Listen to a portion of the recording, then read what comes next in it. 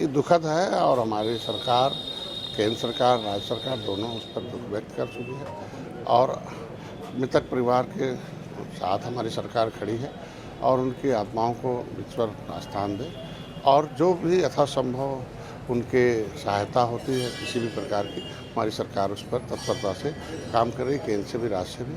ऐसी घटनाएं आगे न हो उसके लिए हम सब लोग विचार करेंगे और आगे होनी चाहिए और मृतक जो भी घटना हुई है उसका हम लोग दुख व्यक्त करते हैं। सर, उपचुनाव होने 10 सीटों पर 2 सीटें आपकी खाली हुई हैं। क्या उपचुनाव में आपकी पार्टी चुनाव में? हम लोग एनडीए के साथ हैं, अलग अलग कोई काम नहीं करते जब से आए हैं और एनडीए का जो बड़े भाई के रूप में भारतीय जनता पार्टी है, एक जो उनका कुनबा है, वो हमेशा गठबंधन धर्म निभाते हैं और जिसकी सीट जहाँ होती है वो वहाँ लड़ता है। अगर उसके हिसाब से कोई नया जब कोई बात होगी तो उस पर कुछ विचार किया जाएगा, लेकिन अभी तो फिलहाल हम 10 सीट पर प्रभारी और 10 सीट जीतने के लिए और 10 सीट पर हम लोग एनडीए के घटक के रूप में जो भी प्रत्याशी हम लोग तय करेंगे उसको हम लोग जिताएंगे। और 2 सीट कटहरी का और वहाँ मझवा है वो तो पहले से था, ये हमेशा इस तरीके से भारतीय जनता पार्टी पहले जिसकी पार्टी रहती थी वो लड़ता था। हमको लगता है, उम्मीद है कि फिर वो भी उसी हिसाब से हम लड़ेंगे और जीतेंगे।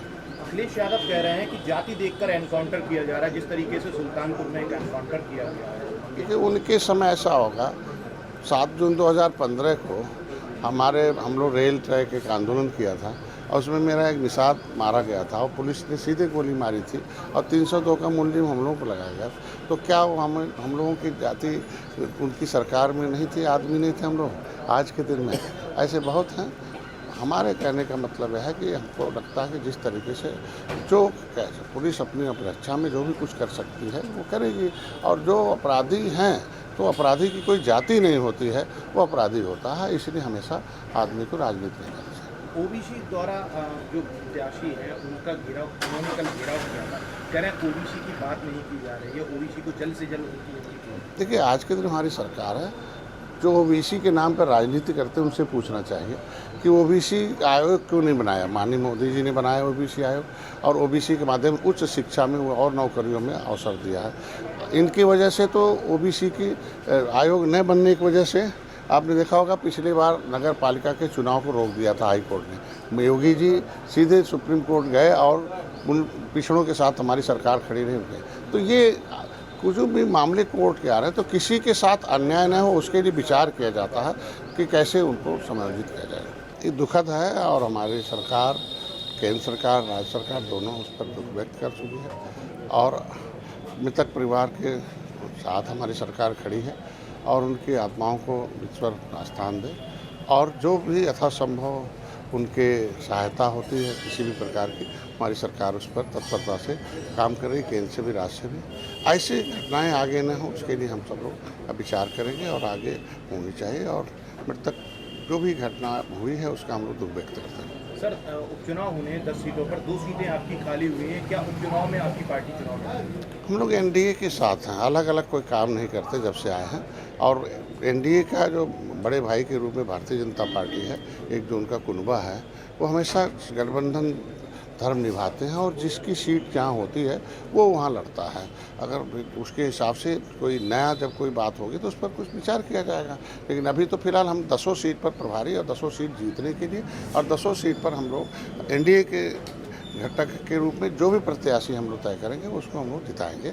और 2 सीट कटहरी का और वहाँ मझवा है वो तो पहले से था, ये हमेशा इस तरीके से भारतीय जनता पार्टी पहले जिसकी पार्टी रहती थी वो लड़ता था। हमको लगता है, उम्मीद है कि फिर वो भी उसी हिसाब से हम लड़ेंगे और जीतेंगे।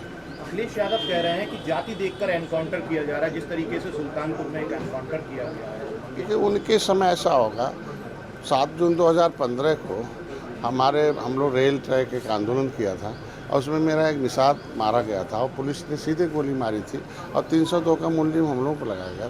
तो क्या वो हम लोगों की जाति उनकी सरकार में नहीं थी, आदमी नहीं थे हम लोग? आज के दिन में ऐसे बहुत हैं। हमारे कहने का मतलब है कि हमको लगता है कि जिस तरीके से जो पुलिस अपनी रक्षा में जो भी कुछ कर सकती है वो करेगी और जो अपराधी हैं तो अपराधी की कोई जाति नहीं होती है, वो अपराधी होता है। इसलिए हमेशा आदमी को राजनीति में करना चाहिए। ओबीसी द्वारा जो प्रत्याशी है उनका उन्होंने कल घेराव किया था, कह रहे हैं ओबीसी की बात नहीं की जा रही है, ओबीसी को जल्द से जल्द उनकी। देखिए, आज के दिन हमारी सरकार है, जो ओबीसी के नाम पर राजनीति करते हैं उनसे पूछना चाहिए कि ओबीसी आयोग क्यों नहीं बनाया। माननीय मोदी जी ने बनाया ओबीसी आयोग और ओबीसी के माध्यम से उच्च शिक्षा में और नौकरियों में अवसर दिया है। इनकी वजह से तो ओबीसी की आयोग न बनने की वजह से आपने देखा होगा पिछली बार नगर पालिका के चुनाव को रोक दिया था हाई कोर्ट ने। योगी जी सीधे सुप्रीम कोर्ट गए और उन पिछड़ों के साथ हमारी सरकार खड़ी नहीं हुई।